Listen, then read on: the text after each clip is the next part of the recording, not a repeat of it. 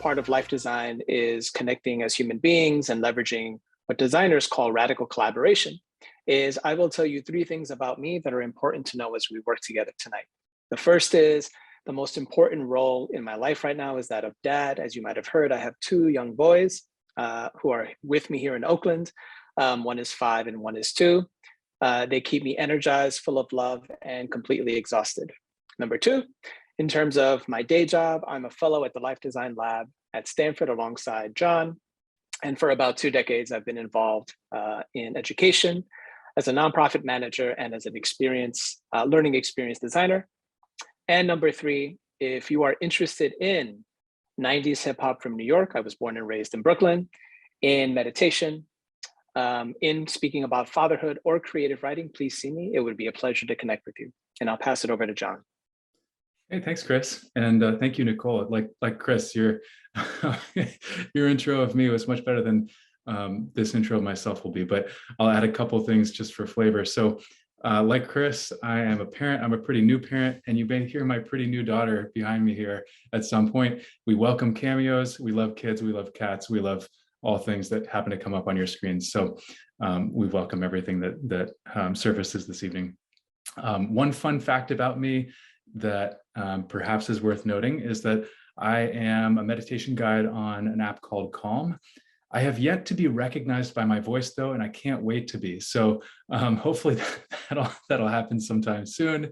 And related to the first point, my wife and I are expecting a new kid, which we hope doesn't come tonight. But if he does, I'll hop off stat, and Chris will have you in his very capable hands. In terms of our time together, I want to share an agenda just so everybody knows kind of where we're going and has a sense of what we'll be doing this evening in a little more detail. So we have introduced ourselves. We'll also give a chance for you all to introduce each other. We're going to be doing a fair bit of discussion this evening. We'll be mostly in groups of 3 so that you all can connect with each other and kind of verbalize some of the ideas and the reflections that might be going on in your minds and put those out into the world. We're going to do a lot of reflection and a lot of work this evening on a framework called PERMA. This is an acronym for a very rigorous and research-based model from positive psychology. We'll also, within that context, explore the concept of flow. We'll look at our own energy and engagement over the course of time. We'll do a lot of personal reflection and, like I mentioned, a lot of discussion. And before we leave, we'll do even more reflection. We'll ask for your feedback, and really, we value your feedback and would really appreciate it. And then we'll close out all together.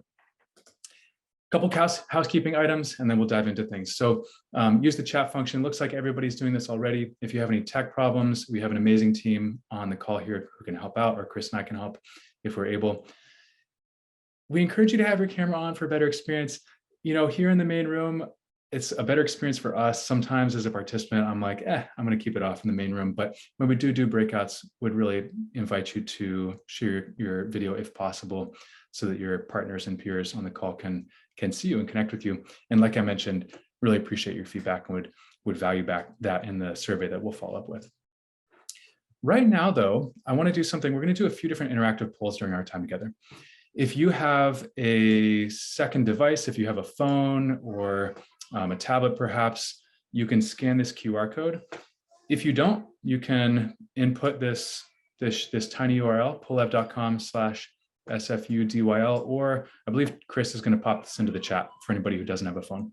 Personally, I think these are a little more fun, a little more user-friendly if I have a phone or another device to use.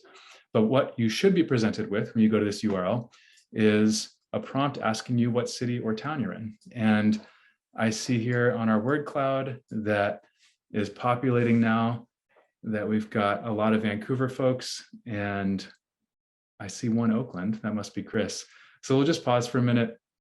We want to get a sense of who all is here, but also just wanted to tee this up because we'll invite some interactivity in this way, as well as some sharing out loud on the call with everybody. But we'll have a few different polls, and that way this is all queued up and ready for everybody as we go.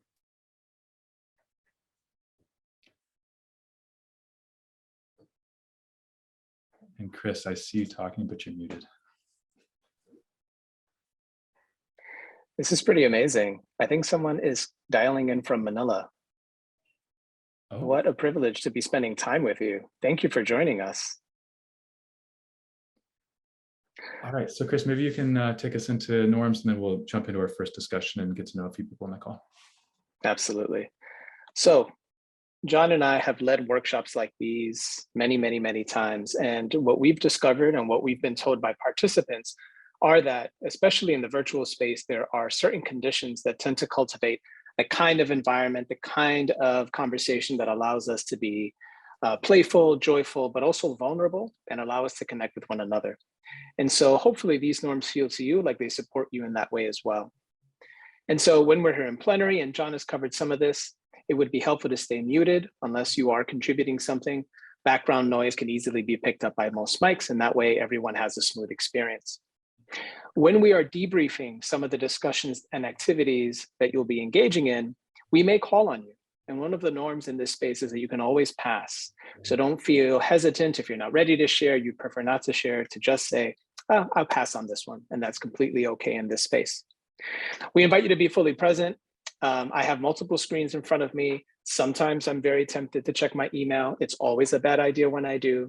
So especially when you're in breakout rooms, we invite you to be fully present and listening graciously and generously. If it's accessible to you, if your tech allows it, and if it's comfortable, given your setting, we'd love to have your video on, but of course, if you can't, that's okay. And whenever we play music, if you are the kind of person for whom music is actually distracting, as opposed to being enhancing, feel free to control the volume of the music on your end. You can also mute, and we'll make sure to share the presentation and reshare it. That'll toggle your Zoom screen, and that'll be your visual cue that we're starting again in case you've muted. So those are some Zoom norms. When you're in breakouts, video on and sound on will allow you to have a very seamless conversation, almost like you're in the same room, or as much as we might be able to simulate that as possible. It can help to have warm handoffs. So you've noticed John a number of times has already said, hey, Chris, maybe you can take them through X. And that really helps keep the conversation flowing. And I love to talk a lot. That's part of why I do the job that I do. And let's all be mindful of the time we take so that everyone gets a chance to speak. The breakout room discussions will be rich, hopefully, but they'll be limited in time so that we can make the most of our time together here. So if you find yourself sharing, let's also make space for others to share as well. And finally, how might we use the chat to support our objectives today? Well, we'll invite specific chats to get and crowdsource everyone's ideas after a specific discussion or activity. And then we'll use that chat to go ahead and call on a couple of volunteers.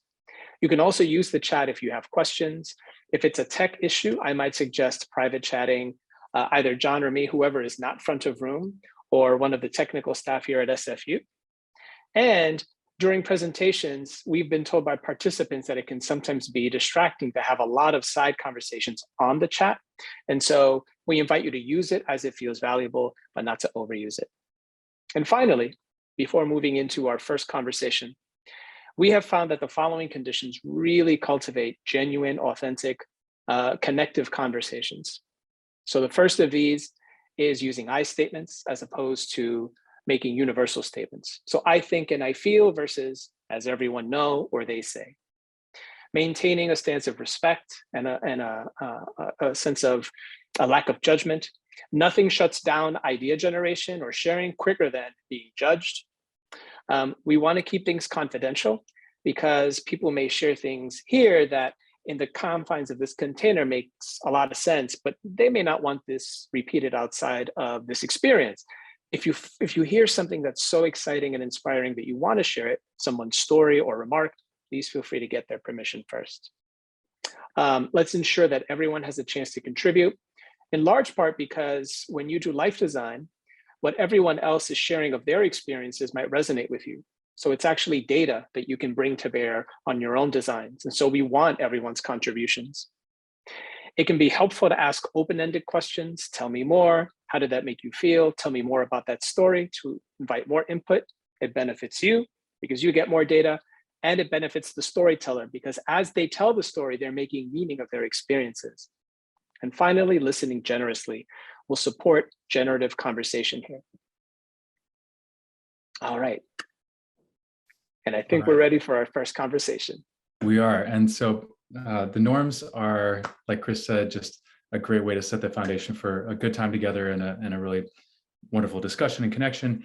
And they also give me a little time to set up breakout rooms. So we may have had a couple people who just added a little late, but we'll get that all sorted out. Here's what we're going to do. What I hope is that everybody who's showed up this evening is here and they're ready to have a conversation. They're ready to connect with each other and with us. And sometimes when I'm on a new call, or when I'm with a new group, I'm like you want me to share these personal things with all these people I don't know. So we want to just take a moment and let you introduce yourselves first, and hopefully a low threat kind of a way. So here's what we'll do.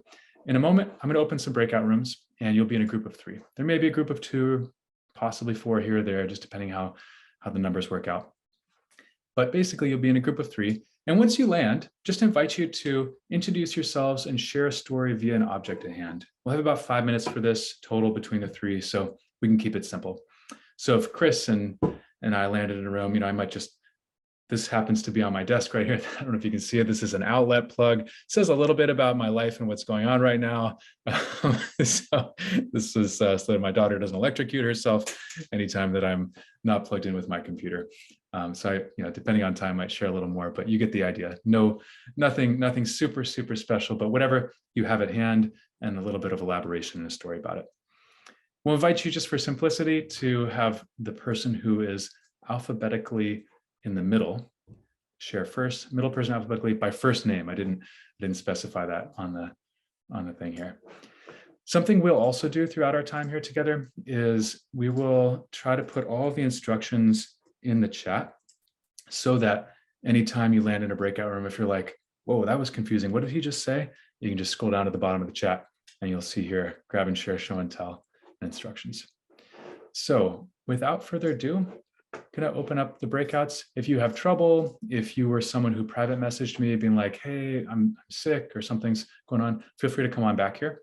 But otherwise, I hope you enjoy these 5 minutes to get to know a couple people on the call who we will connect with further later on this evening. Welcome back, everyone. We hope you had a good introduction.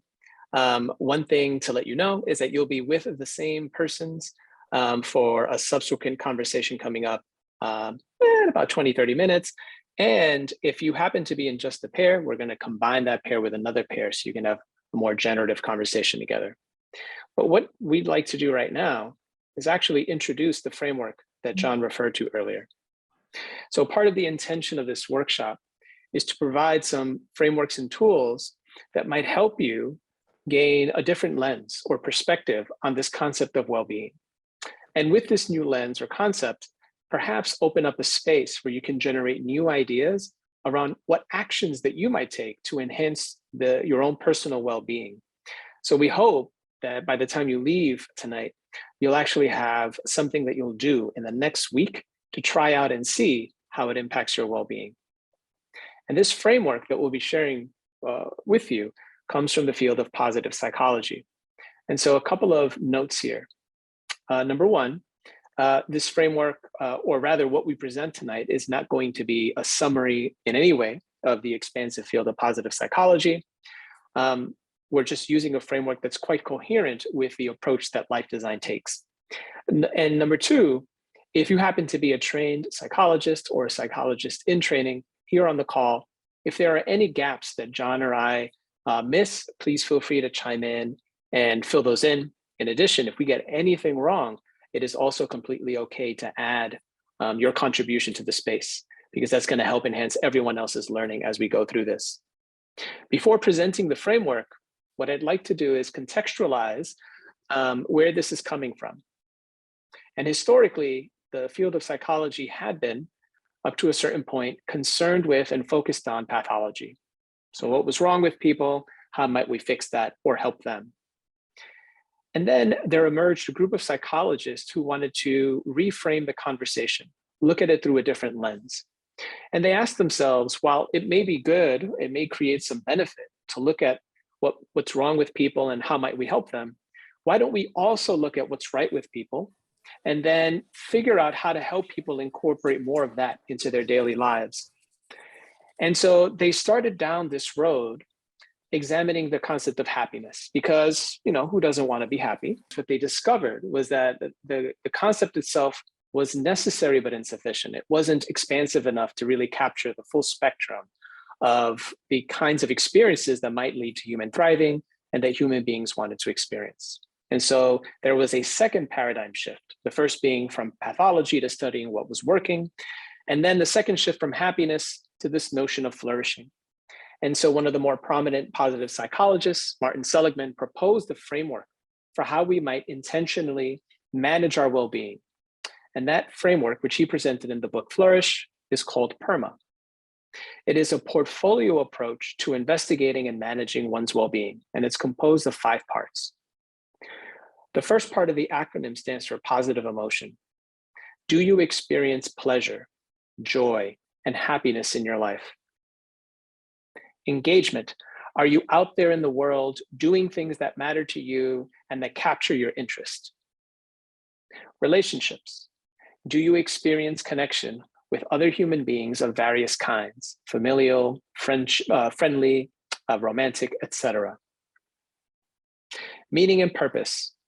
Do you feel like you have a why or a set of whys that really orient parts of your life? Do you feel like you're a part of something bigger than yourself?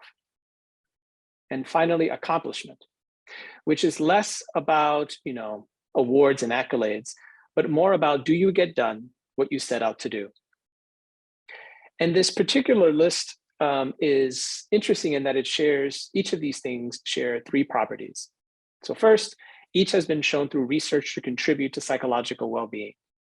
Second, each of these are things that people pursue for their own sake, rather than trying to get at another element in the framework.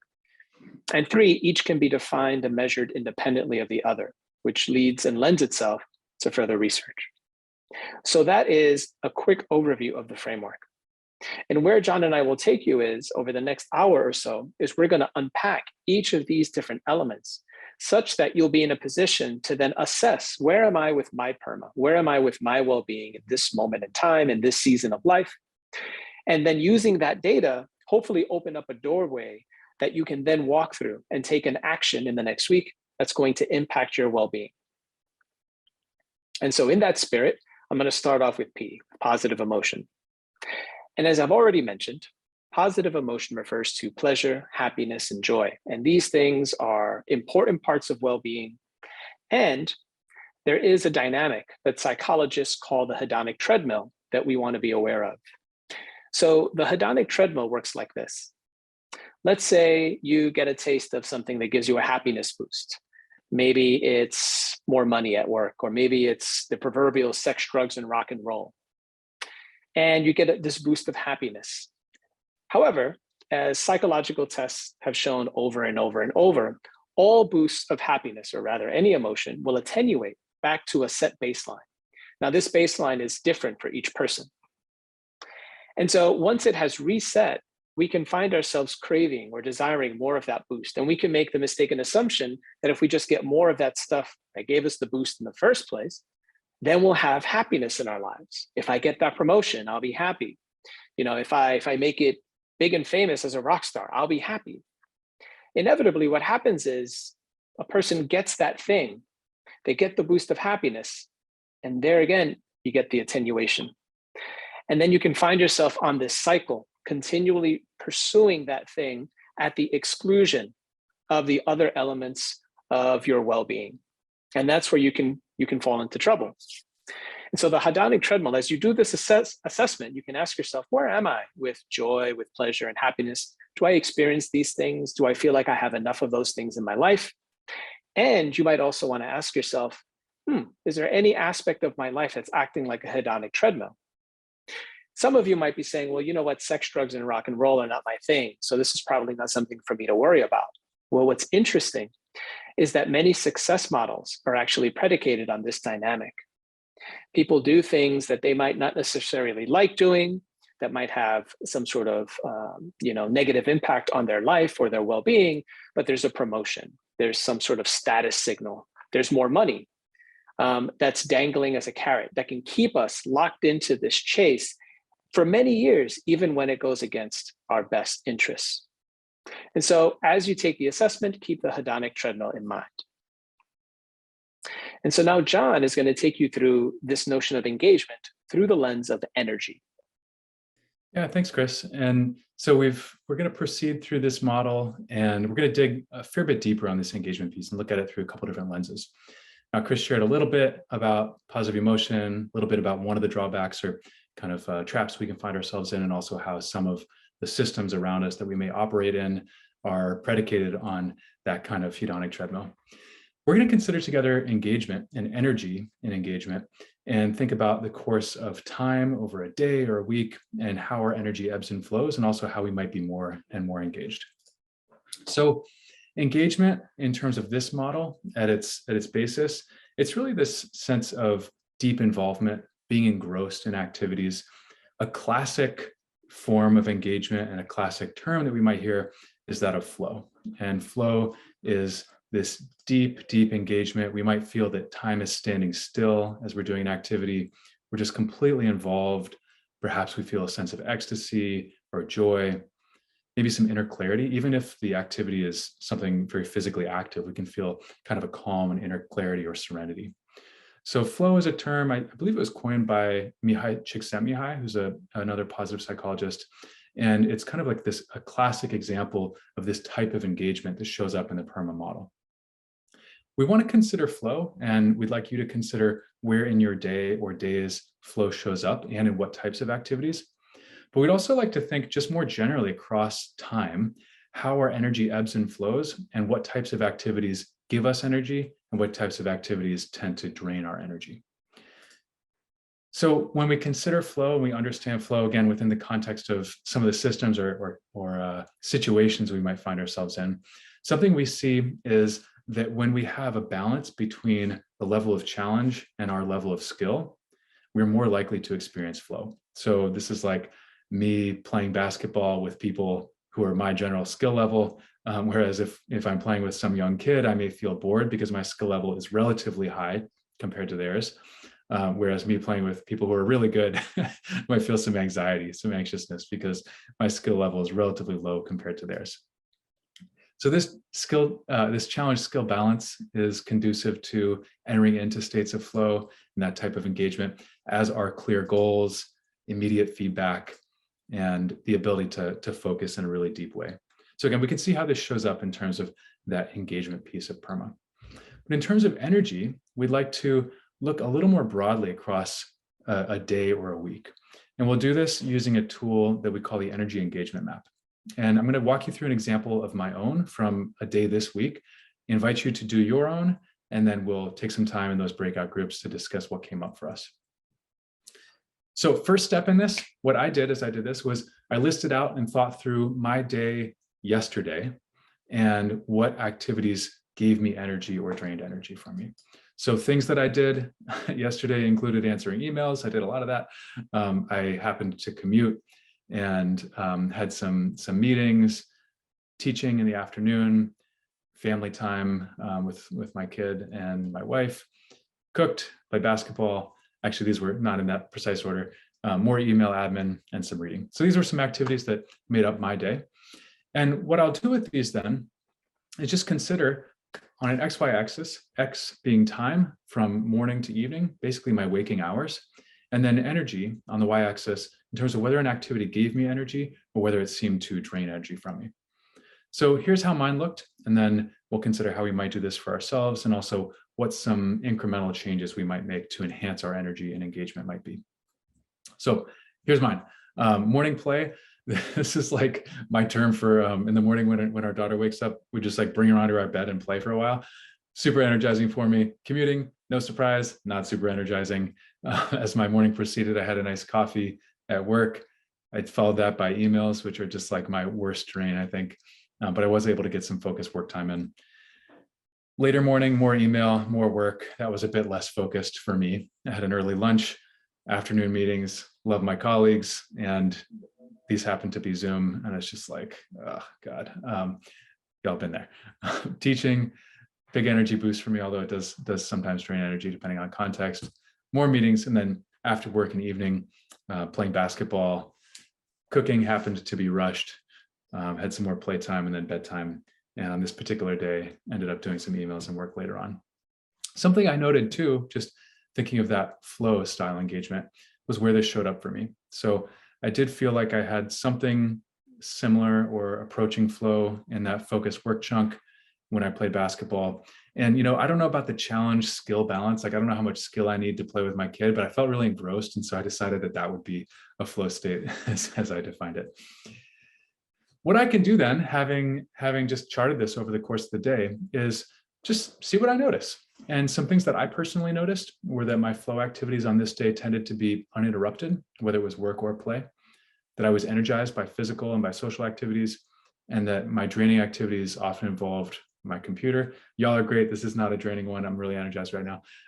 But email for me is the worst.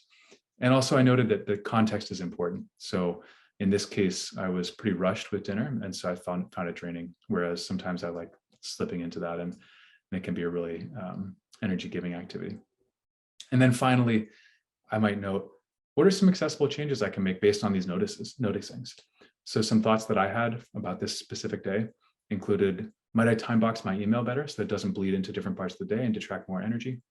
Are there ways to move some of these Zoom meetings onto a phone call versus being online? And then is there a way to stop doing work after dinner and after the, the baby bedtime? And then open question, ongoing, how might I improve my commute? These were some of my noticings and some of the accessible changes that I identified. And this was how I charted my energy across this particular day yesterday. Those noticings and the incremental changes, if it's helpful, you might think of these in terms of different categories. Like, are there opportunities to change locations or tools, do things with different people, or resequence activities, perhaps combining things together or time boxing them, reprioritizing, reframing, just changing the mentality, especially for something that we might have to do. Or maybe we're like, hey, you know what? This thing has to be done. It may be draining. I'm going to just compromise, do it now, and defer some other engaging activity till later. So if it's helpful, here are some thoughts on these type of incremental changes. What I'd like to invite you to do now, and feel free to pop questions in the chat or ping us individually if you have questions or we can support. But I'd like to give you several minutes to chart your own energy engagement over time. Personally, I suggest and I recommend using a specific day to do this, because I find at least that I tend to get like really vague or general if I'm thinking just broadly what a typical day is. So I like to use either today or yesterday as I do this. You can make this your own though. You could do this the course of this last week. You could choose that, hey, you know what, this will be most valuable for me if I do consider just a general day. Today wasn't reflective of the average.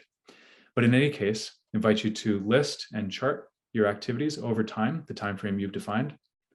Second step, having done that, noticing what comes up for you. What do you see here? And here are some prompts in case they're helpful of things you might look out for in your noticings.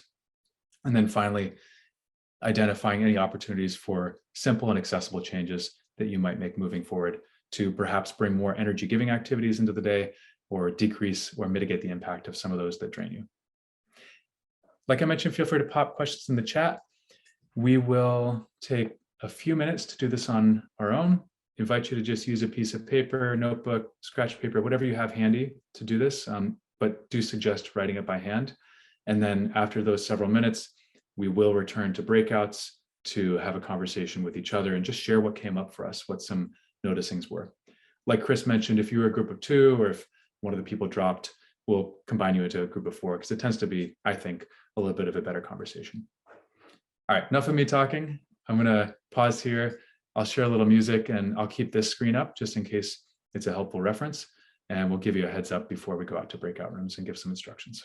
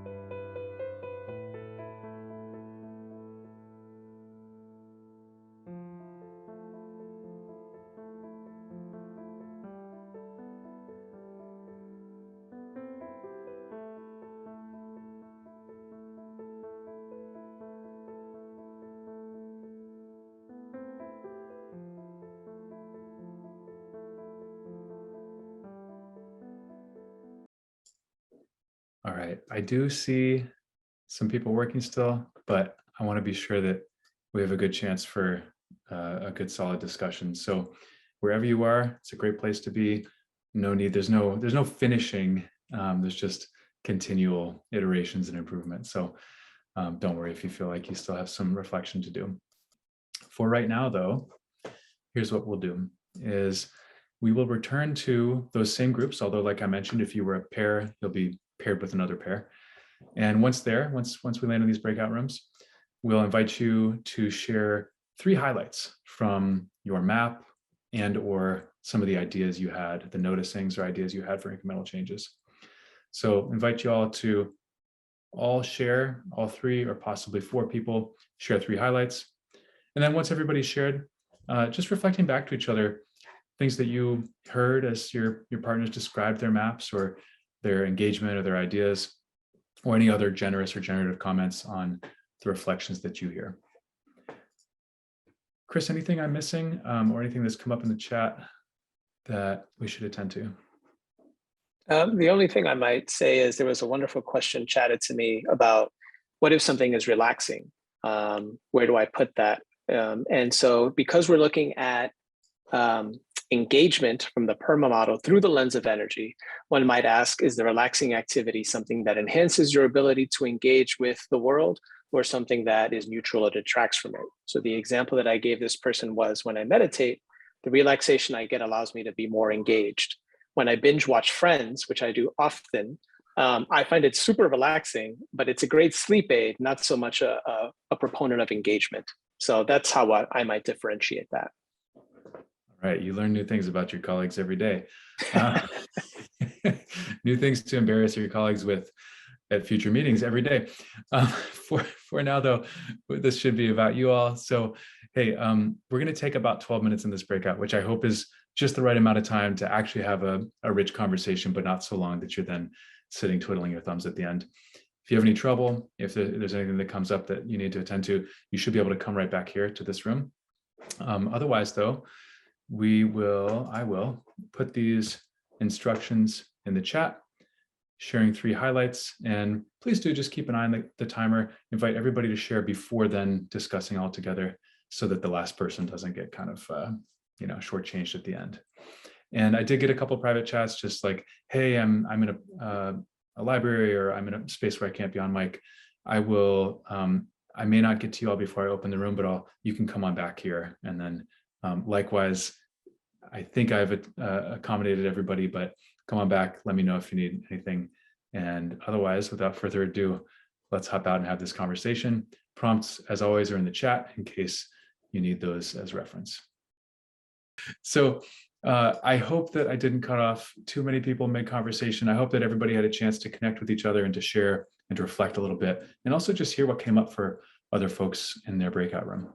I want to take a moment and debrief again using that polling site that we did before. And actually, why don't I go back to that and I'll show the QR just in case that's helpful.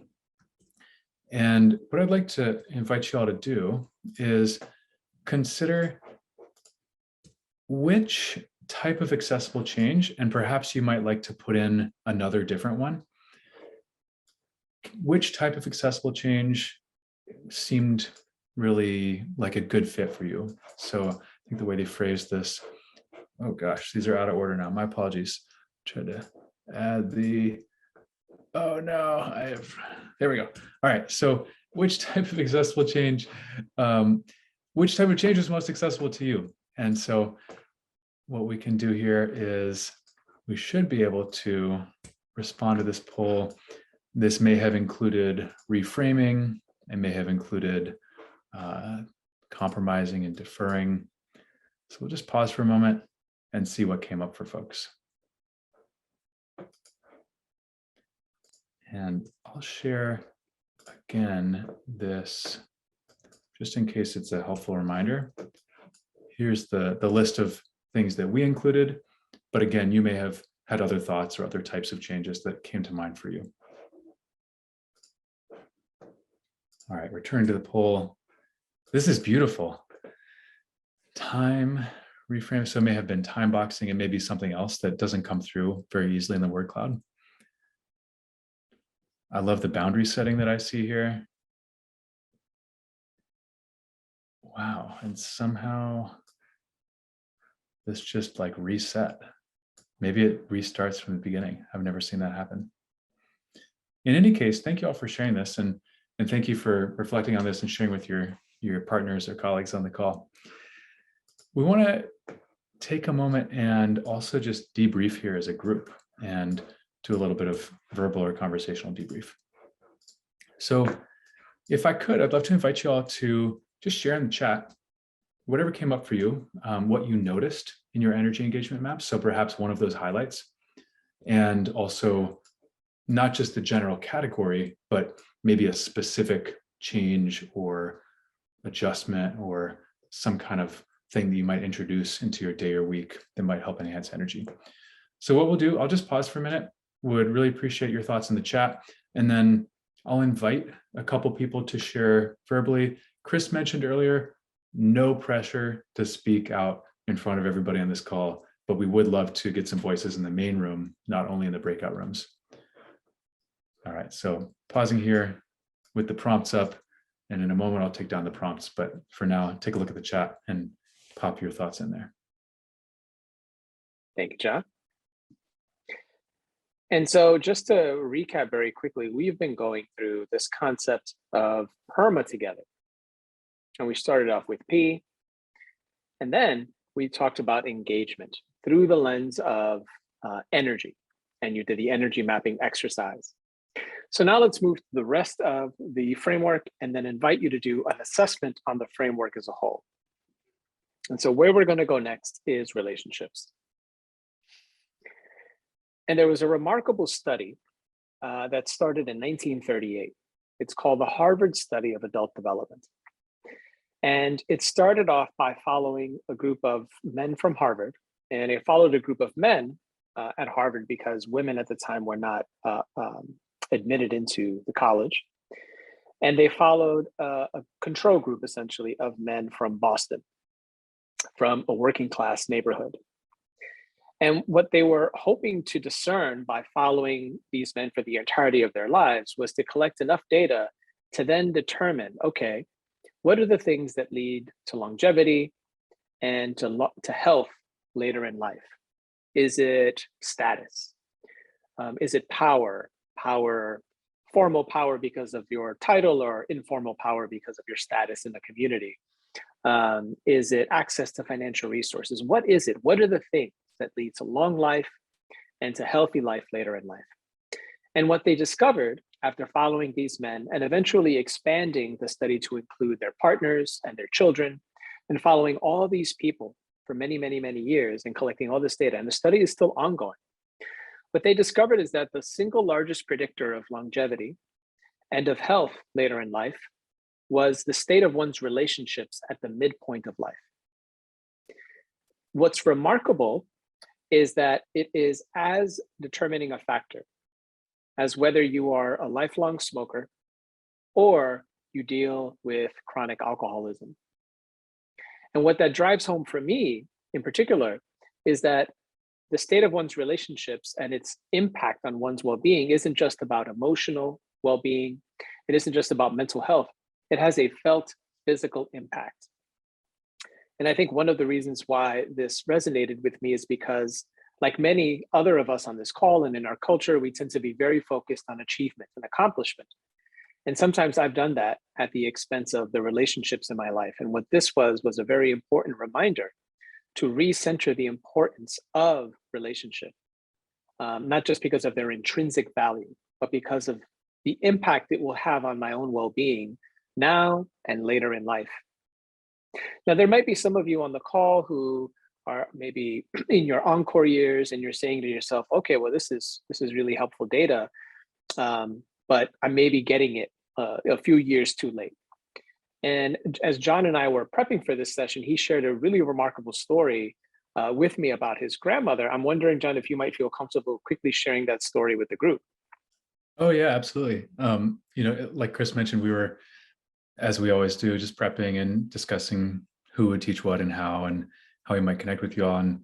We were thrilled that we have actually a really even kind of wide range of ages on the call. And a lot of the groups that we tend to work with, especially teaching at Stanford, it's like early 20s or 18 or something. And so we were thrilled to have people into their 80s here on this call. And I was just commenting to Chris on how my grandmother, I was so inspired by her because she moved at age 85, and she intentionally, she chose to, but she moved and established a whole new group of friends and relationships in a really deep community. And it was like, not just, oh, I'll move and like, I hope I connect with a couple people or like talk to somebody once in a while. It was like real deep and genuine and very meaningful friendships. And so just inspiring for me to see somebody who I love doing that through her whole lifetime.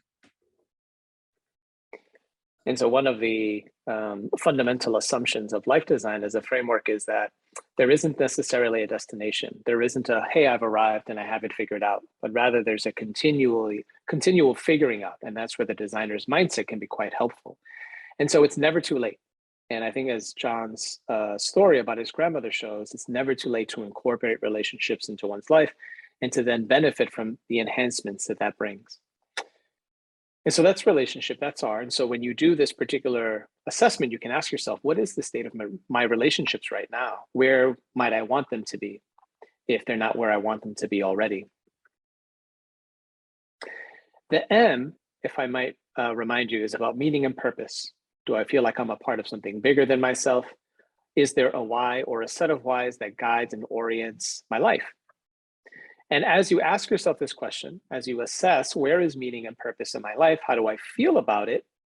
I want to address a particular narrative that, at least from my perspective, feels very prominent in the culture. And it's this notion that how you make your meaning or your avocation needs to be the same as how you make your money, your vocation. And so this notion that you are, quote unquote, living your best life, if what you are passionate about is your living, if they're one and the same. And I feel, not I feel, although this is true, I do feel this, but we at the lab feel that this is an unnecessary constraint.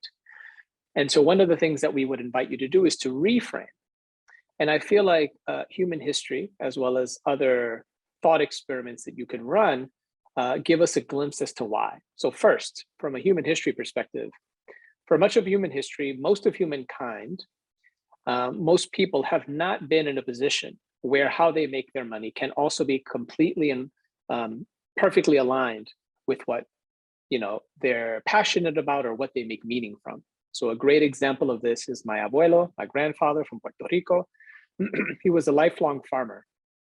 And for sure, farming was a meaningful activity for him, but it was really the vehicle, the conduit that literally put food on the table for the family. And he had a big family. He had 12 kids, my mom being one of them. And where he found meaning was at church, was in his children and grandchildren, was in the domino games that he played on Saturday afternoons with his friends. And so he never thought to himself, oh, if I'm not deriving meaning from my life from the farming that I do, then somehow I'm failing. That wasn't a constraint that he placed on himself. Now, is it true that there are people who are out there doing doing something that makes them money that is also the thing that they derive deep meaning from? Absolutely. But it doesn't have to be that way. In addition, you might also think about it from this perspective, which is if you call to mind the thing that you are really passionate about or that gives you great meaning, you might say to yourself, okay, what would happen if I tried to make that the thing that also puts food on my table? And if you play out that particular thought experiment, you might realize that it might change your relationship to that thing. So whether it's crocheting or maybe painting or singing, if all of a sudden you had to rely on that thing as the vehicle for your livelihood, it might, change how you feel about it. In addition to that, I think it's very important to remember that there is plenty of labor that we do that is uncompensated. And so, for example, as a father, I'm very clear that there is a ton of labor that goes into being a parent. None of that is money making. And I derive deep, deep meaning from that particular role. So all that to say, when you get to this particular part of the assessment and you're saying to yourself, where is my meaning and purpose? Don't confine yourself to thinking, well, I have strong meaning in my life only if how I make my money is how I make my meaning, but rather these can be one role, these can be two roles, these can be multiple roles. So release that constraint.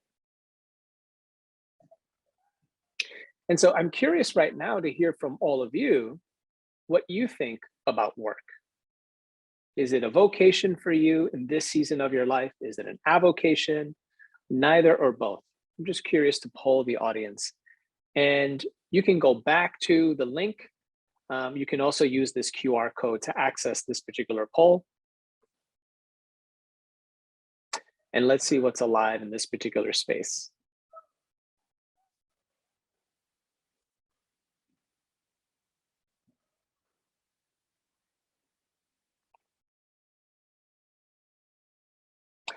Wendy, I see a chat from you to define them. So, and I sometimes I reverse them. So correct me if I'm wrong, but vocation I define as what you do for work, like your paid compensated labor. And then avocation is the stuff that you do because it brings you meaning, you love doing it, civic engagement, family, being a part of a faith-based community, etc.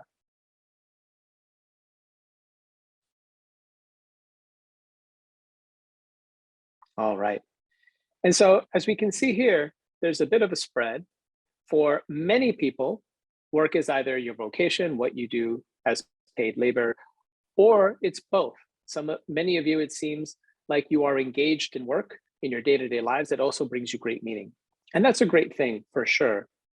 And for some of you, it's neither, right? And so maybe there is something else that you might define as work. And so just interesting data for us to think about, because as we design our lives, each one of us is in a very different situation and season of life. And so what might work for someone may not work for someone else. So let me go ahead and take you through the final part of the framework. So we've been unpacking each of these individually. And now we're up to the A, the accomplishment. And as a reminder, this isn't about awards and accolades. Rather, it's about, do you get done what you set out to do? And as you assess where you are with accomplishment, I want to talk about two spheres. And one sphere is very prominent. It's the public sphere. It's what you get publicly celebrated for. This might be thought of as winning the Nobel Prize, but it can be any number of things. It can be getting the promotion at work, earning a certification that you can now add to your LinkedIn page. These are all public accomplishments. And these are good things. And what I have found in my life is that sometimes when I think about how am I doing with accomplishment in life, that's all I think about. I tend to forget that there are many things on my proverbial to-do list that have to do with my private sphere, that have to do with things that if I do them, no one will celebrate me for. No one is going to plaster me on the front page of the New York Times because I was an attentive and listening dad one morning. I'm not going to get a Nobel Prize for that. But I also recognize that that is such an important facet of what we call in life design, my world or life view, that if I were not to live this out, it would be probably the deepest regret of my life. And so as I do PERMA, as I assess where I am with accomplishment, I have to remember to bring into mind the things that matter to me privately and not to get caught up just in those things that might be celebrated publicly. And I might encourage you to do the same. Keep in mind those things that might be publicly celebrated, those are great. And what are those things that no one will know about, but if you get them done, will matter so, so much to you. So that's how we might approach accomplishment. Now, one qualifying statement that I want to include here is that like any framework, PERMA has its limitations. It has its boundaries in terms of its applications. And one important limitation is raised in a question by a scholar. His name is Dr. Angel Acosta. He comes out of Columbia University and he studies at the intersection of positive psychology, and in particular flourishing, and systems thinking and racial injustice. And the question that he poses, which I think drives home the point I'm trying to make, is that when it comes to PERMA, it really speaks to the things that are within your locus of control. But what are the structures outside of my body that can be put in place for me to flourish as well? And there are certainly structures and systems that impact my own well-being that are out of my direct locus of control. And this also raises a really interesting question, because if there's individual well-being and flourishing, then we can sort of scale up and think about collective well-being and flourishing, which I think from a life design perspective is a really, really interesting place and intersection to be. So I named this because PERMA is not going to be, as John likes to say, the silver bullet that will fix everything. But there are certainly things within your control. And part of what life design does is it helps you find where you have your agency. And we think PERMA has a lot to offer when it comes to that. Okay, so we've been talking about this and unpacking this for the entirety of the workshop. Now you are going to assess where you might be with regards to PERMA in your life right now. And if you happen to have received the handout that was emailed to you by the SFU team and printed it out, fantastic. If not, no worries at all. This is quite easy to go ahead and draw out.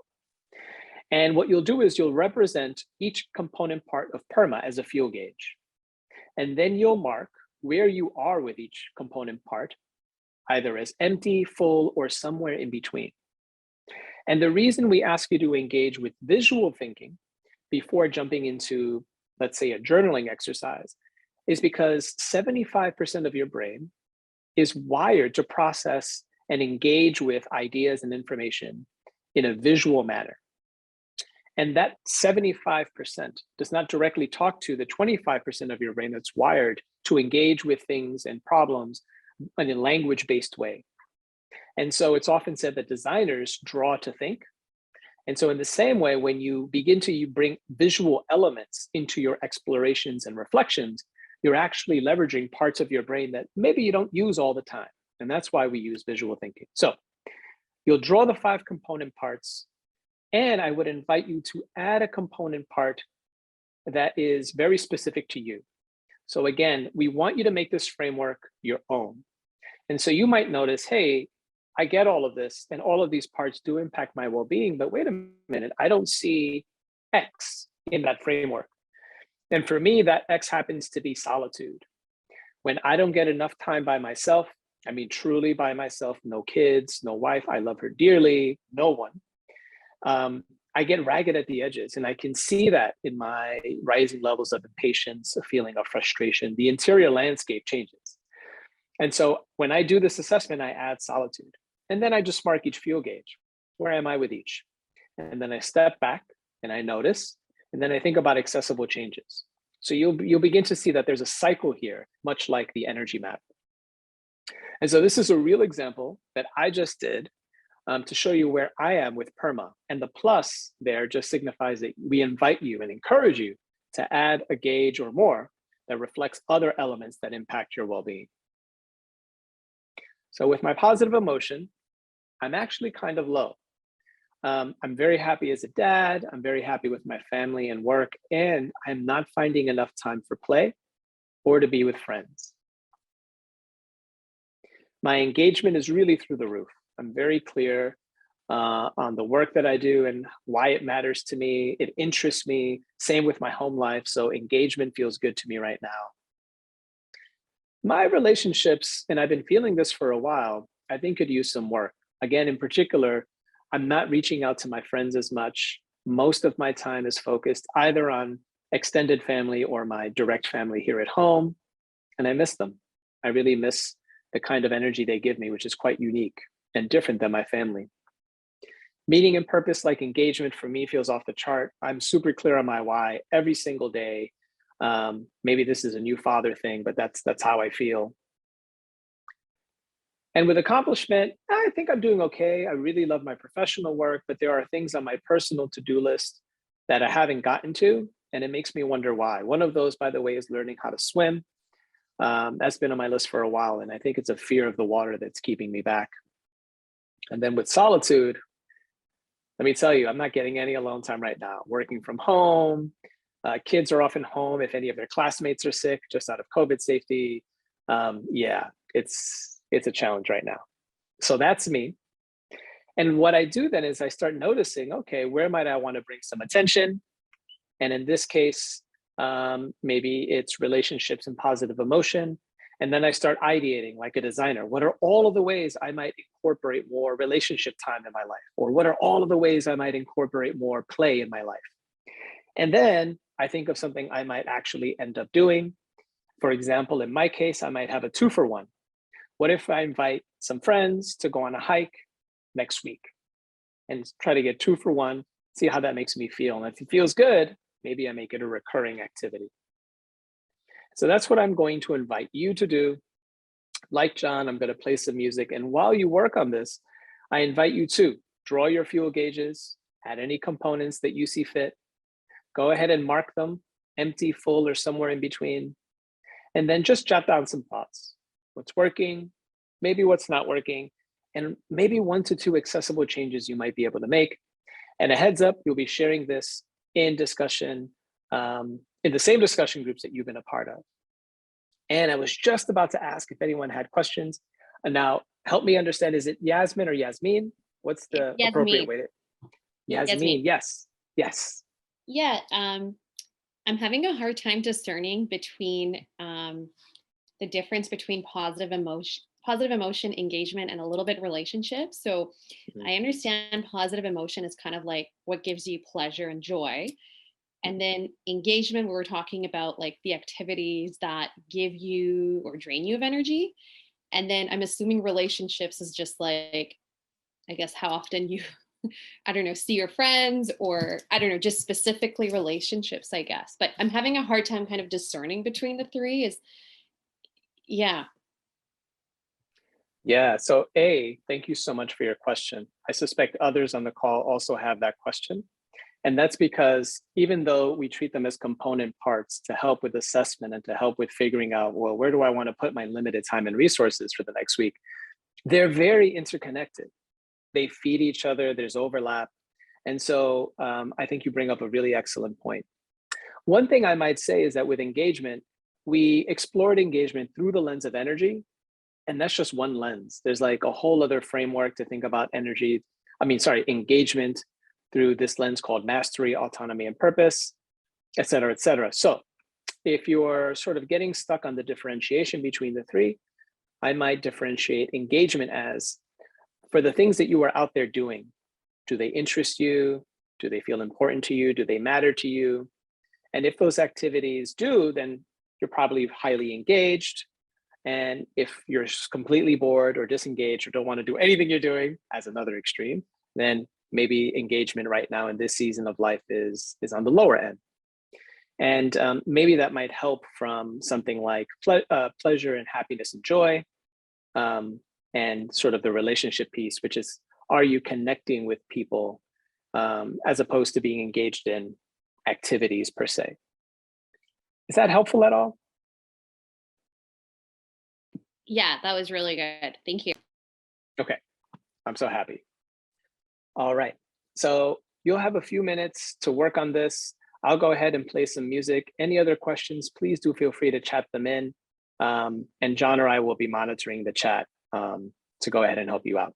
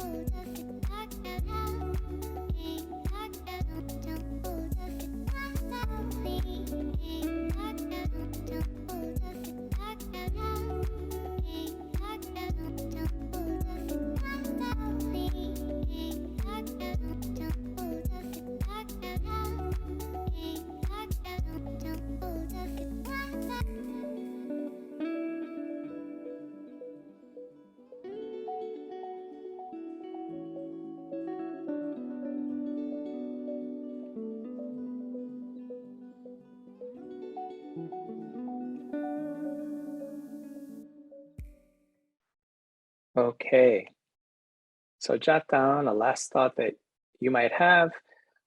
Again, there's no pressure to finish. This is an ongoing thing. And I'm going to turn it over to John, who's going to take you into the next activity and discussion. Yeah, thanks, Chris. And before I do, I'm super curious what additional elements folks decided to add, if any. And so I want to do another poll and prompt you to share what gauge or gauges you would add to complete your Perma Plus profile. So in Chris's case, this was solitude. In my case, I would more explicitly call out exercise or physical activity. And I'm curious for all you, what you added. All right, got somebody with me on exercise. And Chris, if you don't mind popping this URL into the chat again, just in case. I know we've shared it a couple of times, but sometimes it slips away.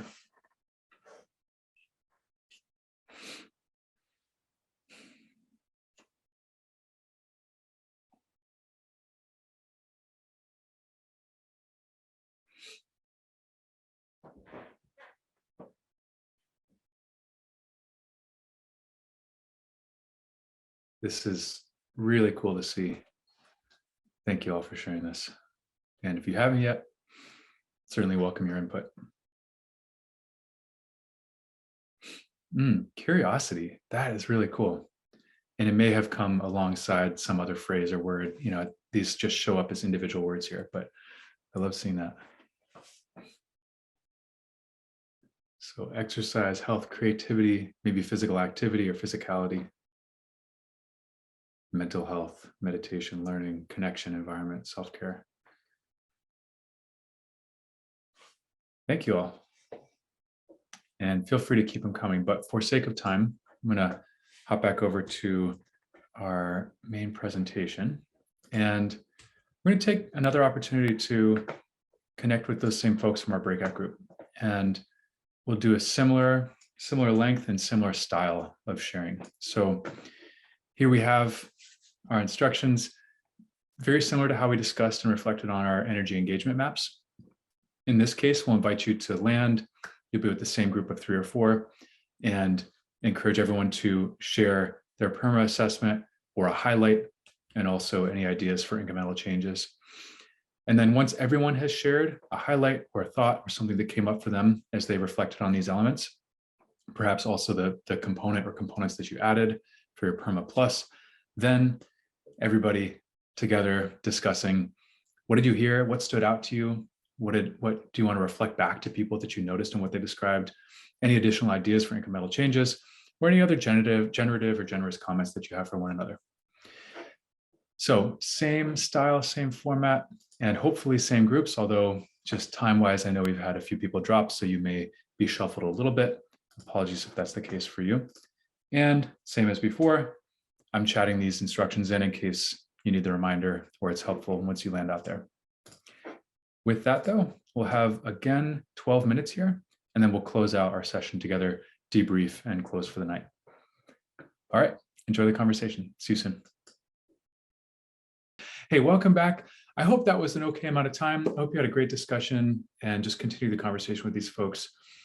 And you know, Chris mentioned, I think I mentioned before, how we love feedback, and we'll be interested. We were just talking, you know, hopefully you feel like meeting 2 new people or 3 new people on a call like this, you were really able to connect with them. If you did, let us know. We'd love to learn more, and that way we can make the next session even better. Right now though, I want to close out, but I want to take a moment, and I'm really curious what element or elements of PERMA each of you are like, you know, I'd like to put a little attention on that. And in particular, you know, something that as Chris was describing this and kind of going through the model, I was thinking of my grandmother again, who passed away recently at 96. And I was out taking care of her along with my family, and like, God, my positive emotion, like off the chart low, but my sense of meaning and purpose really quite high, and that experience there with my family. So one note on that is just that we're all going to have different contexts or different times or different situations where these are going to vary. And I hope that this was just a simple visual, non-judgmental reflection of where you are at this snapshot in time. And as that's the case, we can still think, hey, where's my locus of control? Where's that intersection of what I can control and what matters, and what might I do there? So I'd love to invite another response here, another poll response. And if you would, just pop in, consider, if you didn't already, which element you might like to put a little more attention on, regardless of how. And this is at that same URL. And we'll just see how this comes through.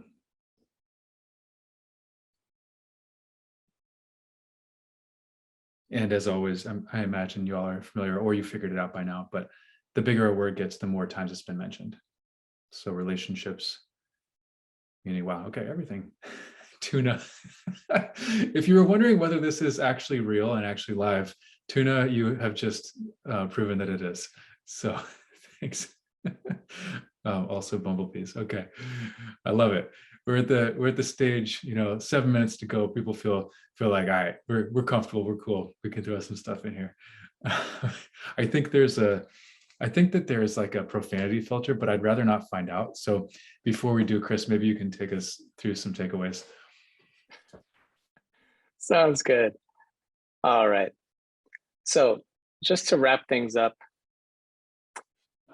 what are some of the takeaways that I'm hoping, John and I are hoping you might take away with you? So first, we hope that you play around with this concept of PERMA as a portfolio approach that in a holistic way can help you be intentional about your well-being, bring more awareness to it, and therefore find your agency and think about the actions that you might take to manage it. Noticing what gives you energy and what drains your energy are windows into your levels of engagement. And so if you're ever curious about the E in PERMA, you can ask yourself, what's giving me energy right now? What's taking it away? And what might I do to optimize for more energy, more consistent energy? And so there's just one more poll before we give you a survey to let us know how today was. And you can go back to that link, and the QR code is right there in the bottom right-hand side. What is one word you would use to describe your experience today?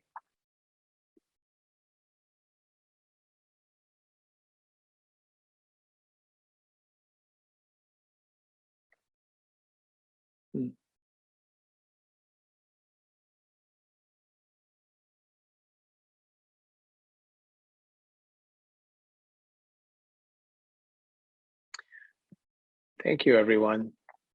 In particular, I'm struck by the reassuring. I'm struck by reflective. And in particular, one of my secret missions in life is to, both in my life and in the lives of others, help create more reflective space. I feel like that gets drowned out too often. Joyful and fun, that's always something that John and I prioritize. And I'm glad that it felt that way to you. Empowering, this is all wonderful. And just know that this was a co-created space. So if you experience these things, this is also due to the other people on the call, the people in your discussion groups. Yeah, I just want to plus one that, and thank you all for diving in. I know that the promotional stuff and all the things you received alerted you that you'd be talking to people, but really, truly, when something like this goes well, it's because you all show up and participate and have conversations in a way that's really authentic. So thank you all for that. And it's just beautiful to see this. So much appreciation for everything that you all have brought in, for everything you share with us and each other. We have, that one word is a little bit of a lead in to the more general feedback, which we would really, really appreciate if you could share. I've chatted into the chat. I find, of course, it's easier for me at least to write in greater detail if I'm typing on my computer. But if you're the phone type, we also do have this here, which you're welcome to use, welcome to scan and respond by phone. You may receive something by email as well, but I think those of you who are here, you stayed here, stayed through the session. This is where the link is. So thank you all. And it's in the chat there too.